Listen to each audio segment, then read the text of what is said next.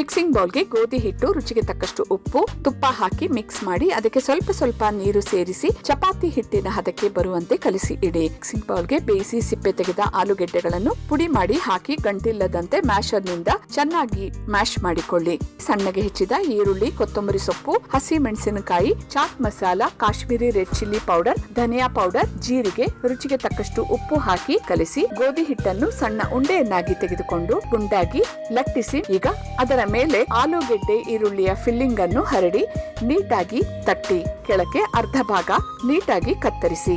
ಈಗ ಎಡಭಾಗದಿಂದ ಮೇಲಕ್ಕೆ ಮಡಚಿ ಬಲಕ್ಕೆ ಮಡಚಿ ಅಲ್ಲೂ ಸಹ ನೀಟಾಗಿ ಫಿಲ್ಲಿಂಗ್ ಹೊರಗೆ ಬರದಂತೆ ಸೀಲ್ ಮಾಡಿಕೊಳ್ಳಿ.